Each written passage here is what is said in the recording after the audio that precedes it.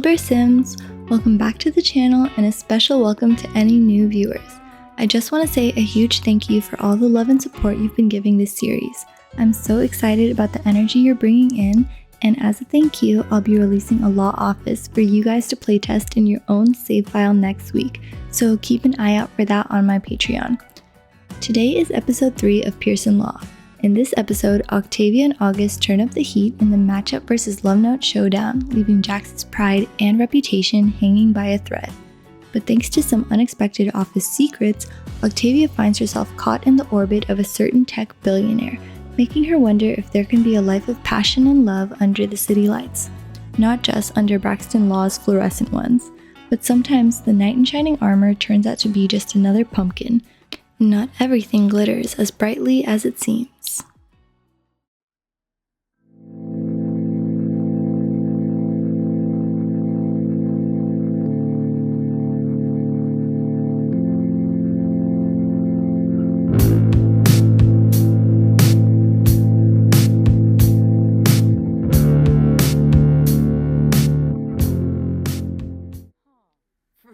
Octavia, August, and Jax are all going to introduce themselves and try to keep up formal greetings for this meeting.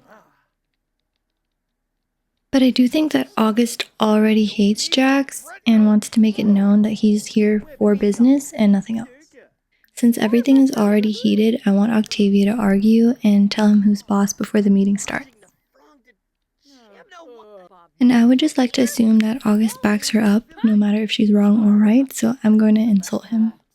August actually gets the unpleasant aura buff from Jax, and I think it's telling because they've known each other since law school, and he really wants nothing to do with him at all. He literally gets the biggest ick from Jax, and I really need to put them in the conference room so we can keep it professional before anyone storms out or does anything they don't want to do.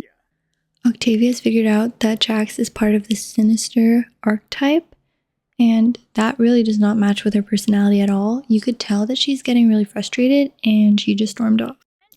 Now that she's more calm, we're going to head to the meeting. Everyone is going to sit down, and we're going to let the show begin.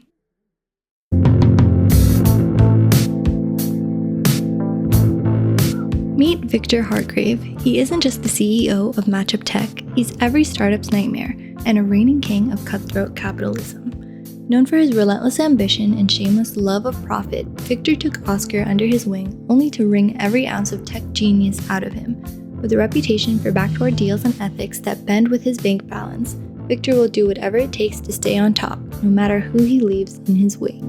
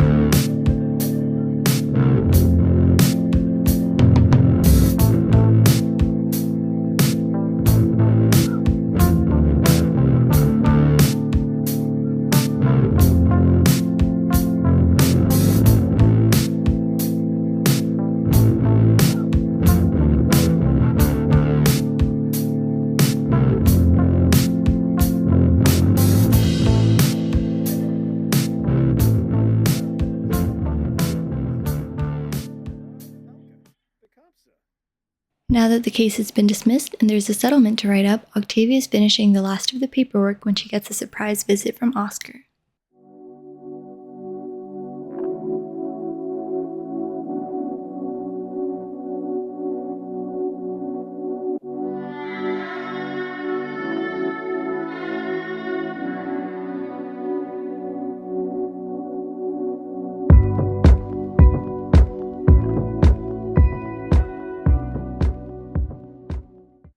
So Oscar is flirting with Octavia, and he definitely thinks that she is a breathtaking sight to see. Octavia makes him realize that he's a romantic person. Since he did ask her out on a date, I'm going to see if Oscar can get her number and if she's going to say yes. So Octavia just gave him her personal number and he just kissed his phone. I think we just found out that Octavia is of the lover personality archetype. She does find herself flirting back with Oscar, but I think she does it out of jest. I don't think she sees this going any further than workplace banter or just flirting at the workplace. I think that Octavia does think that he's a handsome man and that he's very career driven, but I don't think she sees a future with Oscar. Regardless, I do think that Oscar has convinced her enough to maybe think about going on the date, but we're not fully decided yet, so... Since it is the end of the night, Octavia is going to talk to Jessa and confide in her about the dinner situation with Oscar. She sees Jessa as a mentor and really looks up to her, so she definitely needs to hear her advice and take it into consideration. I have a feeling that whatever Jessa says, Octavia will definitely take it to heart and she's going to think it through.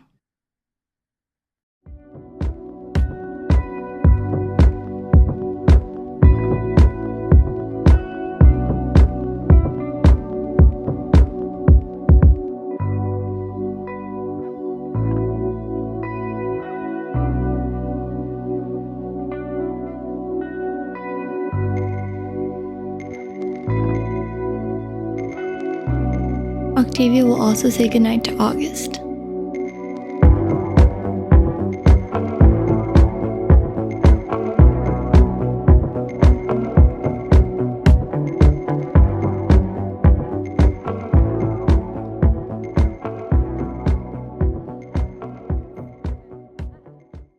Now that Octavia is back home, she just wanted to take a shower and wind down after that really stressful workday and that really shocking revelation that she walked into tonight.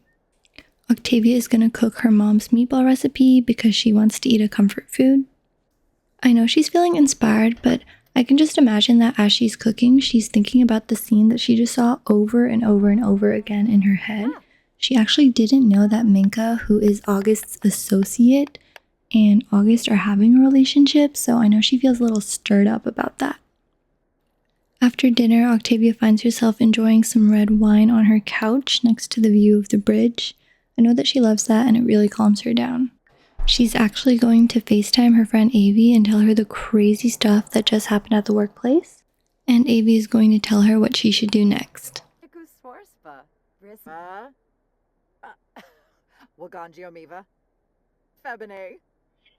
So Avi just told Octavia to let it out on her social bunny. So I'm going to have Octavia write a sad narrative about work. Her tweet says, "A successful day at work can really put you in a good mood. Today was not that type of day, BRB, crying." I definitely think that Octavia just got pushed into pursuing dinner with Oscar. She's definitely not feeling that good, and I know that she just wants to have a distraction away from work. She also knows that her and August probably won't move forward now, so I'm just gonna have her go to sleep and try again tomorrow.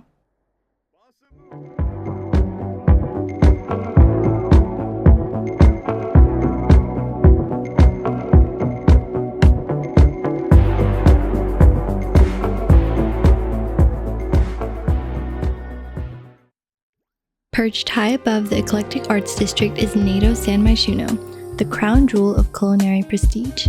This ultra-exclusive Michelin-starred haven boasts a waitlist that stretches years, unless, of course, you're one of the city's elite who can breeze past velvet ropes with a single call.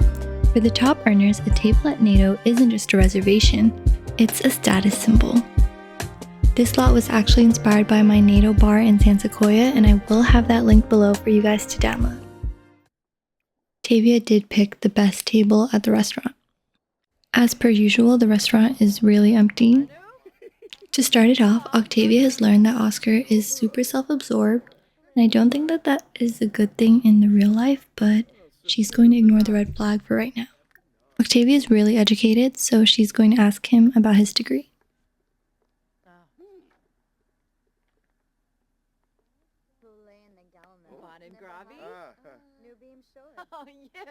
So it turns out that Oscar went to Foxbury for a computer science degree.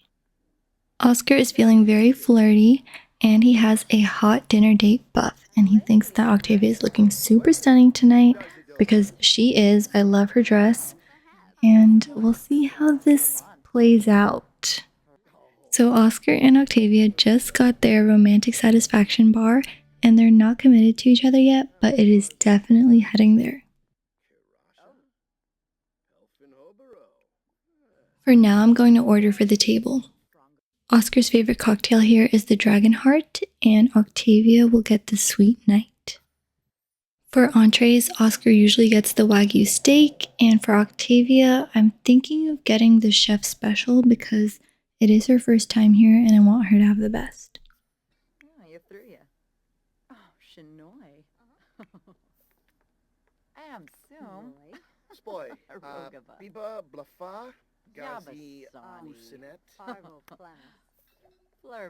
Okay, so I feel like the night is just beginning and we're going to see if they hit it off.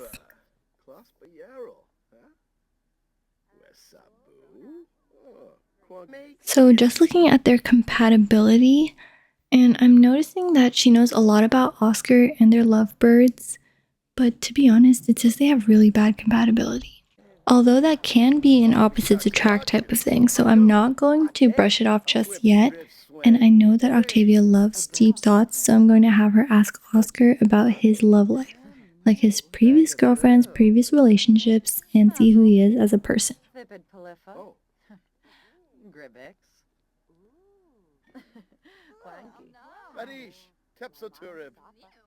Honestly, I think that the dinner date is going well, but I have noticed that Octavia is getting a lot of notifications, and she's just checking her phone a little too much.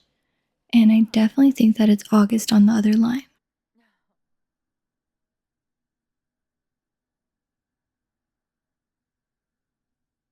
Octavia ignored the call, but noticed some red flags with her date.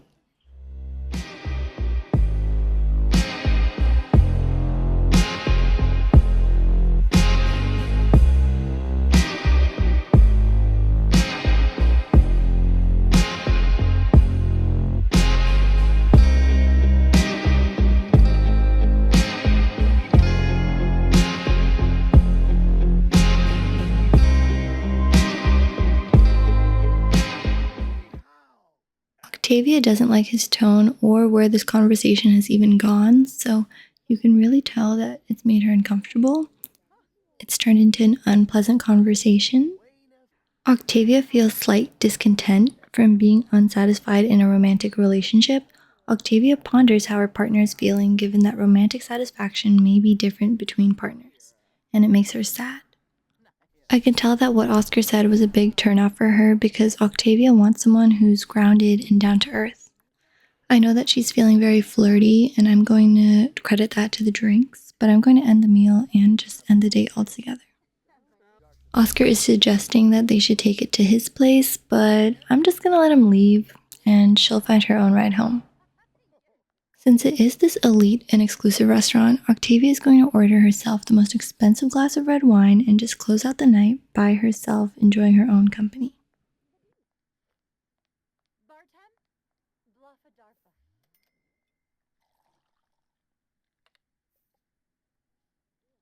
At the end of the night, Octavia finds herself alone, contemplating what she truly wants for her future, not just in career, but in love, life, and maybe even marriage. Her first date in the city stirs something new in her, a glimmer of hope to seek what she truly needs rather than what she thought she wanted. And perhaps, just perhaps, it's closer than she ever imagined.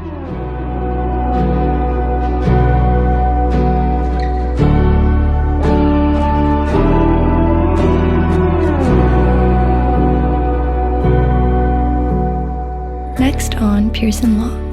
Octavia escapes to sun-soaked Del Sol Valley for Harvest Fest weekend, trading city chill for sunshine, fresh-baked pies, and her parents' warm embrace. But just as she settles in, a surprise guest shows up at her door 3,000 miles away from the city she left behind. Will this turn into the rom-com moment she's been dreaming of, or just a reminder of exactly what she wanted to leave behind? Get ready for a weekend that's bound to heat up. Thank you guys for watching another episode of Pearson Law, and I can't wait to see you next week for our Harvest Fest episode. With love, always, Santal.